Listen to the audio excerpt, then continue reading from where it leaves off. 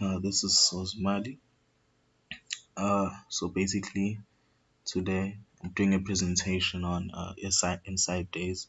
It's not a free video lesson for you. I think I might be using this format actually, but it's only the beginning of what we're building together here. So the format might change, but I'm really open to suggestions from everyone. But for the best format that helps you learn, because at the end of the day, this is not about me just making videos for you.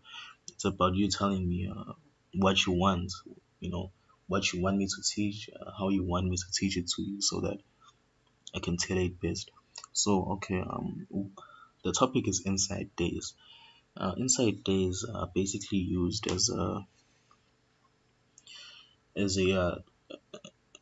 basically an indication, a higher time frame signal to show that there might be a trade of consolidation happening on a lower time frame. Let me make an example, but the points we'll go through is what is an inside day, how to spot one, appearance on lower time frames, precaution, and just some advice. So an inside day is a chart candle feature whereby the high and low of the current day are contained within the high and low of the previous day. This feature indicates a slow or stop in momentum, represented clearly by a period of consolidation, which will then lead into a breakout. Basically, as it says, an inside day is just a feature where today the highest point of the current day and the lowest point of the current day are within the levels of the highest point and the lowest point of the previous day. That's as simply as I can put it. And this on lower time frames, this will be represented as a period of consolidation, because price is neither moving higher nor is it moving lower. You understand? So which means it's moving within a range, which is consolidation. Now, how to spot one is easy. Basically, you want to see a candle, right? A pair of candles. The first candle must be larger than the second candle, right? So basically, the second candle, as you can see here in the red box, is smaller than the black candle. But more important than that, you'll see that in the first black candle, the two spikes, right? Uh, the two, sorry about that. The two spikes are higher and lower than the two spikes on the white candle. Now, as you can see, this is the H4, but then it'll look exactly the same on the day one charts, right? On the daily chart, because that is the charts that we need to use to look for this. Since each candle represents a day, you're able to see inside days much easier, right? So for example, we can see in that second day within the gray box that the high and low of that day is actually quite far away from the high and low of the previous day. And just like I explained in the previous slide, this is an inside day. So once you've spotted this on the daily chart, you will know that okay, then there must be consolidation happening on the lower time frame. And it helps if even the body of the second day is smaller, just to add to that confirmation. Now, appearance on lower time frame. Okay. Now, in this example, basically you see that in this day over here, right, there's the highest point, sorry, there's the lowest point, and there's the highest point.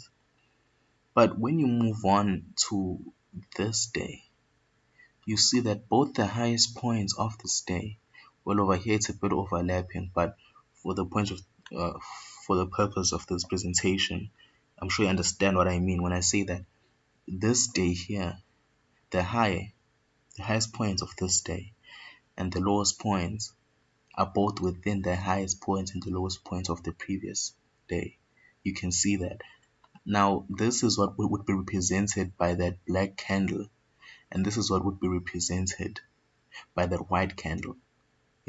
So this is what we can define as consolidation, because it's neither making a new high nor is it making a new low. It's just within that, within that range. And it only breaks out at this point here, where it actually breaks out of this, as you can see on this price line, and forms an information before dropping again. Now, some advice for this is that you need to check previous chart movement.